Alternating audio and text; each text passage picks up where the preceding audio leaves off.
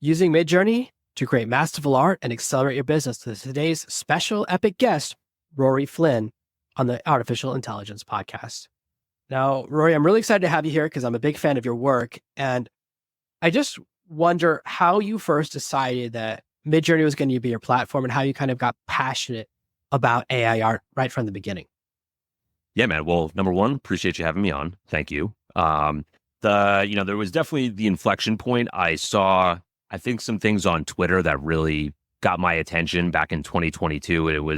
I think it was Peter Griffin as a 1980s like sitcom. And I was like, what the hell is this? How is this possible? And then I saw, the Pope in like a Balenciaga jacket. And I'm like, all right, so this stuff can do things. I'm like, let me get on this. It started as a late night Twitter like rabbit hole. And before I know it, I was like generating images till 4 a.m. So I was like, this is really cool. But how it really started to take off was when I needed to use it in my business. So that was something that, keeping the story not too long here, I was working with my partner and I. We had an email marketing agency and we had a lot of clients and we had a lot of demands. And essentially, like, we just didn't have the capital to invest in, employees. Our margins were already tight to begin with. So it was something that was based out of necessity. And we're like, can we use this tool? Can this be a fix? For something like as simple as email marketing, right? Where it's got a really like small lifespan. No one's going back in their promotional inbox and checking something from 2 weeks ago, right? So it's something that we could test. And it was smaller format too. So we didn't have to worry about the resolution at the time. So we just started utilizing that with our clients and being like, we can tell better stories with this with a lack of assets. And, will it work? And it did. So then that was, before you know it, start talking about that a little bit. And it seemed like there was some interest from a lot of people and we just kind of kept amplifying it and blowing it out. So to keep a really long story short, that's kind of what's been going on. So the reason I reached out to you is I love your approach to teaching art. And my biggest pet peeve is the number of people who are putting out bad AI art. It reminds me of when people first discovered clip art in the 90s and everyone was posting these low resolution images. And now we have this amazing tool, but a lot of people will just write a really short prompt. They all seem to be using Dolly 3 because it has that Dolly 3 wet look. And I can always tell it just has that look of like, I wrote a really short prompt, like a 2-word prompt, and I just posted the first thing it made. Why do you think so much of that's happening? And how is the market going to correct? Yeah, I think it's just, it's the quick and easy, right? Like how quick and fast can we get this out? And, there's people that, from a quality standpoint, I don't know if they've ever had to submit art before and deal with clients or deal with anything like that, where the critiques always come back and it's always something, right? So, I have been a designer in a past life. And, there's things that I submitted that I thought were magical and just got shredded, right? So there's always like this sort of perfectionist ideal that has to go into it because you're putting your name on it, right? Now, that's kind of how I approach everything with this because there's so many voices out there. Everyone's got a different theory. Everyone's got a different process, structure, whatnot. This process, what I do works for me, but it really is like how do I get the highest quality images so I don't have to go back and forth with clients or, people that I'm working with a million times. So, I think education is what is going to kind of correct itself. As soon as people get more interested in the tools and really want to get like really high quality work out of it, they have a very strong vision and they want to know how to get there. Once you start breaking down the programs, they all somewhat work very similarly, a lot of the image generators. So once you get to that point, you start playing around with it in like a, scientific fashion, but more so just, really diving into the intricacies of the tool. Then you realize you can do anything. And then once you get to that point, then you realize, well, what do I want to do? And then from there, it's just how do I, basically reverse engineer to get to, any sort of image, visual, kind of concept that I want to get to. So yeah, I think it's definitely going to correct itself as people start to learn these tools a lot better. When you're thinking about posting an image online, whether it's in a thumbnail or going to be on one of your social media feeds, what's the line you look for? Because some people go just good enough. Some people go pretty interesting. I'm always trying to create something that I would want to look at anyways, or that I think is funny. Those are two of the things I look for. Like, do I like this or is it funny to me? So a lot of stuff I post is, I think when I show this to my kids, will it be funny? Like I post a picture of me riding a dinosaur on the moon holding a laser rifle. And I told my kids, I showed the picture to my kids and I was like, yeah, before I met your mom, I was a bounty hunter. And they go, what were you? And it's funny to me. So that kind of drives what I create. But I feel like that a lot of people they're not thinking out what's the line I want to be above. So where do you think people who are starting out should go? Like, what's the line they should look for? Because I always say, I always say this, are you proud of that image? Which maybe that's too high. To me, well, I think it was based on the medium, right? Like my medium was social media for this. So to me, what do I need to do to win on social media is I need stuff that stops your scroll. Right now, for stuff for myself, it looks totally different than when I put out into like the commercial space, if you want to call it that.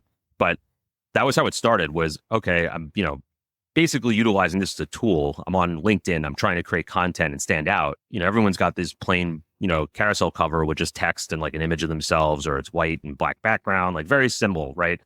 So I was like, let me throw up a picture of, some sort of alien with neon face paint, because you haven't seen that on LinkedIn today, probably. So that's probably my line of demarcation there is, have you seen this today? Have you seen someone with, this intricate patterned face paint or tattoos on their face? Just because that to me stands out, it stops, makes you say, what is this about? And then people go in and read it. So that's, for me, that was like the thought process behind trying to create this stuff a little bit more intricately. And it was just a way for me to, get people to stop the scroll and read my stuff, because my copy wasn't great at the time when I started. But if I could stop you with the image, then maybe you'd read it. It was, that's kind of how I look at it. Have you seen this today? And if you have, then I'm just going to scrap it. And if you haven't, or at least I hope you haven't, that's what's getting posted. A lot of people they think about AI as speed. And, AI can make an image fast. And that becomes the only thing they're looking at, which is, well, if I just make an AI image, I can post 10 images today as opposed to one really good one. When I make, like, I really, really putting a lot of effort into growing my YouTube channel as well now.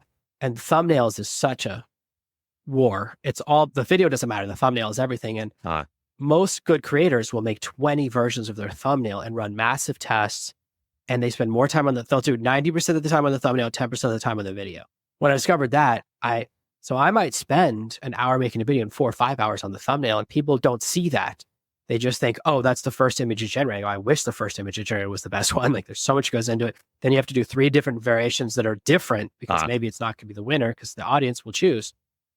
How do you kind of, when you're creating your trainings or when you're teaching people to start creating art, help them to switch from the mindset of AI is fast to also AI can be good? Mm-hmm. So I think it's always, again, right? Like, this is a perfect example with the YouTube thumbnails. If you're just using a black background with white text that's been done 10,000 times, that's not going to generate anyone's interest, right? Like, you have to it's almost like you have to keep getting weirder and crazier and more extreme. Now, with the tools that we've had before AI, that wasn't really, you could only push it to a certain degree unless you were an exceptional designer. Now there's no limitations. So you can go as crazy as you want to if you know what you're trying to do.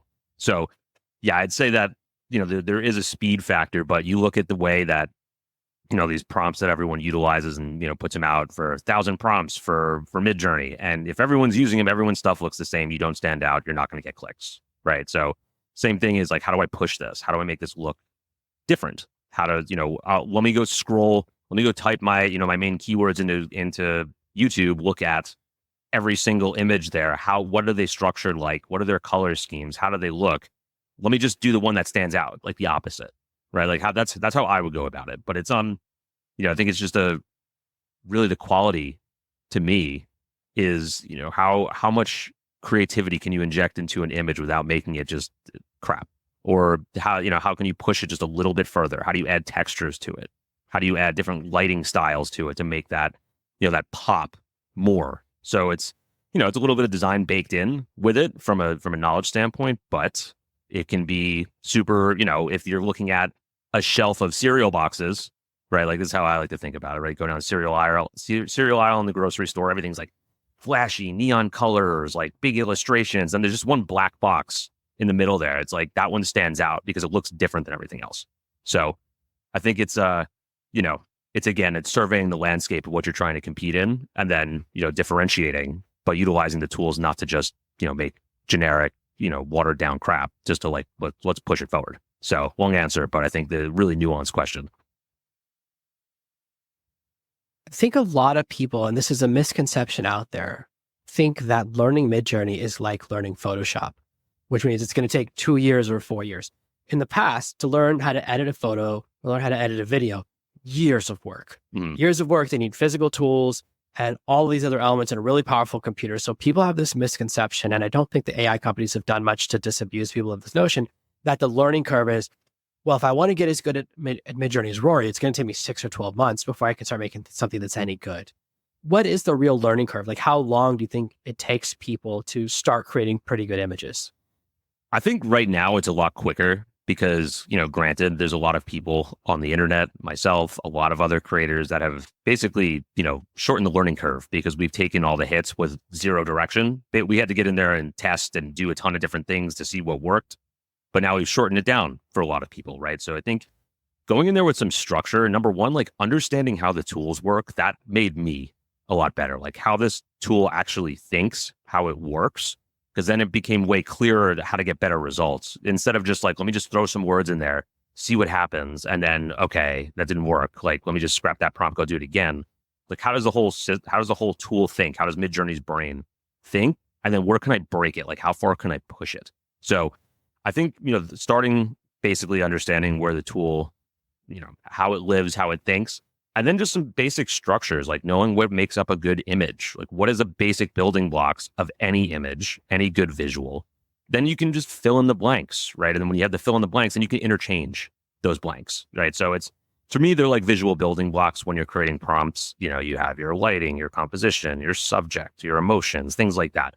If you think about them in those, in those terms, and they're just basically like little Lego blocks, you put one in, you switch one out, then it's just easier to test too, to get what you want. Because then you start to realize, how Midjourney or any of these image creators react to just individual words or individual terms.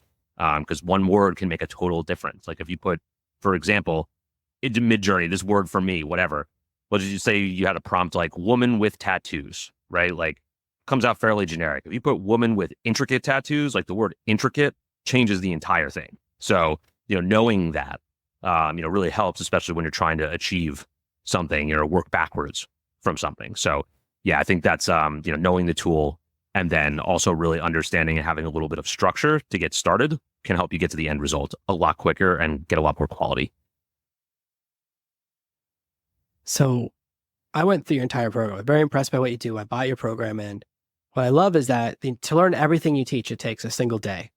So in 8 hours, I can go through all your videos, all your demos, do my stuff alongside them. When I think about how long it takes to learn anything else, that's so much shorter. If you want to learn Photoshop, they're like, okay, you got to go to college for 4 years, or you got to at least do 2 years. So there's a lot of this feeling. And I want that to be the first to express to people that even though it sounds like we're talking is really hard, the process you're talking about of figuring out how Midjourney works is like 1 week of playing around. Yeah. Like one day, you could start to get things that are interesting. And within a week, you can start to get things that are amazing. A lot of what happens is when we create differently than we receive. So people will look at my art and go, this isn't good enough. Only this is good enough. When they're making their own stuff, the bar is much lower. And that's really the critical part here, is to think, what's that line going to be? And I love how yours is, will people notice this? Will this get the click? What are people responding to? And I try to use it. Mine is, of course, an internal line. Is this something I'm proud of, or something I'm excited to show people? Do I want to show this to my wife and kids? Like, because my wife does not know what my job is. I ask her all the time, like, what do you think I do?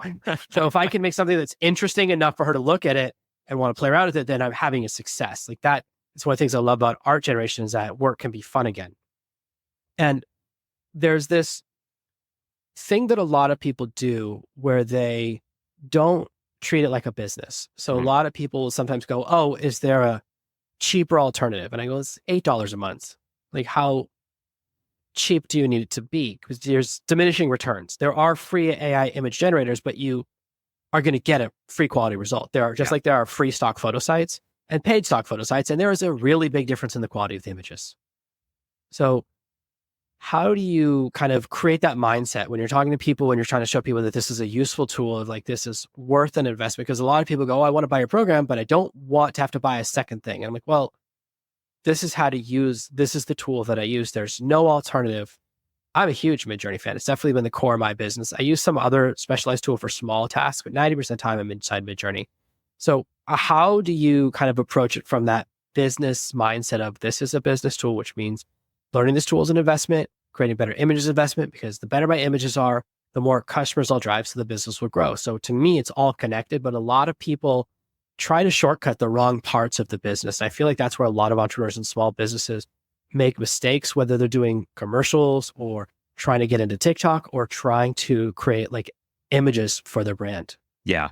I think this is a really good question because, again, people don't see the value until they actually start to utilize it in their day to day. Now, the way I've been going about it and talking about it for a long time is I think there's a misconception too with everything that Midjourney or any of these image generators do is that there needs to be a finished product, right? Like it needs to come out, it needs to be polished, it needs to go on a billboard, right? There's way more use cases than just that. So, my whole goal in talking about this to people is to find not only the use cases for finished product, but also like internal and operations, right? So like I look at things like advertising agencies, right?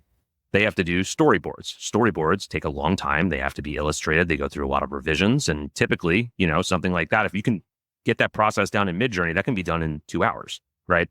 And it can be high quality and it can be really good. Now that's an amplifier to your business, right? Same theory goes is like, okay, like let's, working with a product photographer for our brand. The product photography sort of process can be long, it's expensive, and oftentimes you don't get a ton of assets out of it at the end of the day. Maybe you get 100, 200, but even like going through and finding a photographer and then like having to understand their vision and working through the revisions after they take the photos, the edits, things like that. You're able to provide them basically, here's what I want to do with my images. Here's the clear direction that I've created in Midjourney. This is how I want it to look. This is the lighting. These are the colors. These are the positioning. They can just go and execute. They don't have to ideate either. So we can outsource a little bit of decision making there. Now, again, same thing with something like email marketing. Like you can run templates on Midjourney. You don't have to use the templates verbatim. It's like, here's basically an idea. I need to switch up some of the, basically some of the contextual pieces, some of the text blocks and some of the image holders and things like that. So you can get a start, go edit it out in Photoshop or Figma, add your own text, add your own images, and you have a new template. So it's like, oh, we can use it for logos. Oh, we can use it for icons. It's just like thinking about there's no real like end to it. You can go really far, but like, what are the use cases? How is it going to help you actually? Not just like, I need this banger of an image, but also how can I trim 2 hours off of my day? Like that's how I'm looking at it and how I'm trying to tell people about it. Cause it's just, when you start to see all of it, you find uses for it. Like it just becomes, if I start to think, what can Midjourney do for me today? It's like, oh, there's probably 10 things that it can do for me today. So that's, again, I could probably talk about that for like 8 hours if you let me there. But it's to me, it's just one of the most versatile things that I've ever had access to. So the thing, when I think about the real value of what ChatGPT has brought to the market, it is leveling the playing field. Mm-hmm. For a long time, because I've been in the writing space, a ghostwriter for a long time, and you pay, the first question they ask you is, are you a native English speaker? But now anyone from any country in the world could run their text through ChatGPT and it looks like native English. You never think, oh, this is someone, a foreigner, right? Mm-hmm. It solves that problem. It creates an equalization. And I feel like when used correctly, when you approach it correctly, so I see Midjourney as it allows me to compete, because when I'm creating YouTube thumbnail, there are some people whose YouTube thumbnail photo shoots are $10,000, $20,000, $40,000. Mm-hmm. They're on location. They're at the Great Wall of China, which means they flew everyone there. They've got 2 photographers. They've got lighting. They've got other actors. And you're doing a full photo shoot because they take 20 different pictures. Then there's post-production. My friend used to be a photographer for Italian Vogue, which is the fanciest of the Vogues. Mm-hmm. After you would take a picture of a beautiful model, he would then Photoshop it for a minimum 15 hours. And when I learned that, I was like, wait, aren't these already the most beautiful people in the world? Yeah. Like you have to do so much Photoshopping. All of that now you can do in a 30-second image generation with an AI. You can compete. Anyone, no matter how small their company is, can create images with beautiful models, beautiful people, beautiful locations, real or unreal places, things that used to be impossible. And my feeling for the small business owners, this is your chance right now to have a tool that's very affordable compared to what my stock photo costs used to be $135 a month. Now I'm paying, so to me, I'm saving a ton of money. Switching to this new platform is so much more affordable.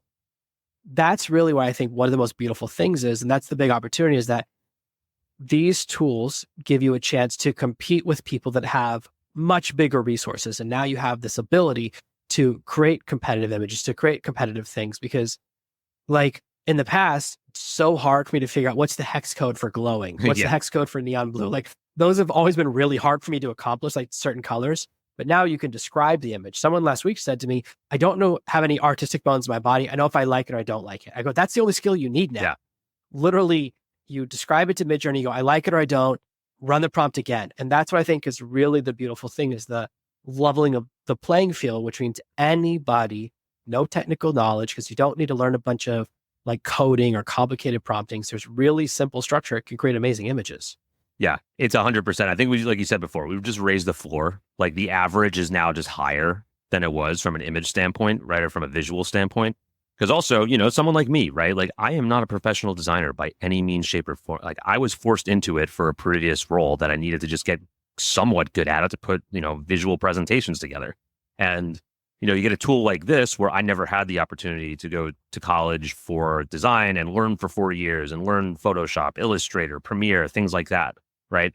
But because I was working in it, I knew a lot of the terminology. I knew what I was trying to get to. It's just like you don't have the same sort of workflow, you know, in Photoshop if you haven't been like completely trained. So now I just have a tool that can get me there quicker. And then I can use Photoshop to help me on some of the other things. But yeah, it's really like, I use the analogy fairly often, right? It's like, I think, you know, in the hands of, you know, your average person, right? You give the average person like an F1 car and say, go win at Monaco, right? Or you give someone give a professional race car driver an F1 car and to go win at Monaco, you know, who's going to win? It's still going to be the person, you know, who has the skills, right? But now that person has an F1 car. So it's to me really like you're only as good really as you want to be on this. And that sounds so cheesy, but really if you want to be good and you want to get good, you can get there. You just have to put in, you know, a little bit of effort, you know, or you can just generate whatever you need. And it doesn't have to be award-winning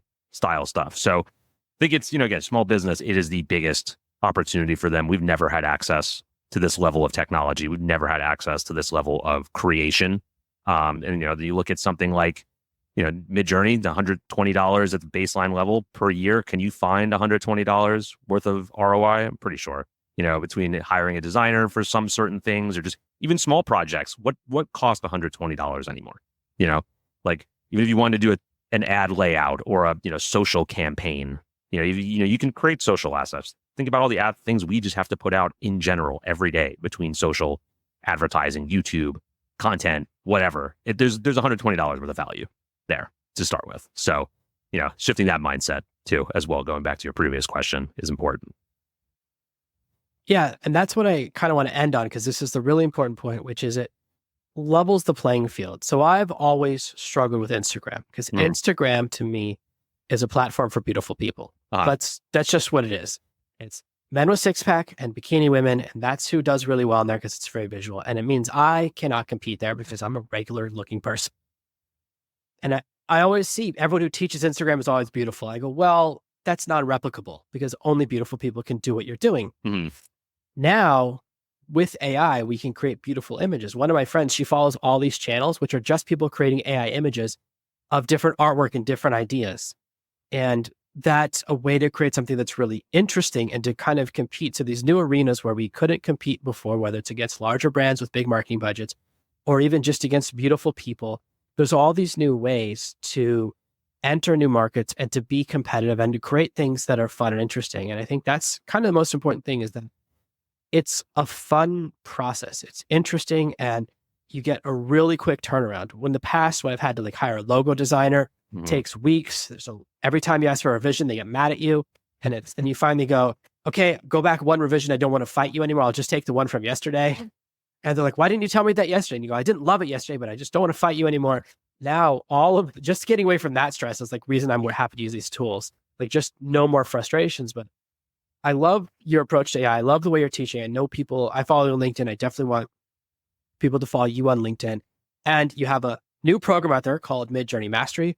We have a link to that's going to be in the show notes. People can check that out at artificialintelligencepod.com/Rory. I'm a big fan. I'm going to put links in the show notes and the YouTube video. If you want to learn, guys, the technical approach, a step-by-step methodical approach where he teaches each piece one on top of the other, and you can learn it all in a single day, become a high-level user, learn what all the magic words mean. There's not that many of them, and a really cool approach to prompting that's easy to remember. I encourage you to check it out. We're so excited to have you here today, Rory. Thank you so much for being here. This has been an amazing episode. Yeah, man. I appreciate you for reaching out and having me on. This was really cool. So hopefully we can do it again sometime. But yeah, man, really appreciate it. Thank you. Yeah. Thank you, everyone, for listening and learning a little bit more about Midjourney on today's episode of the Artificial Intelligence Podcast.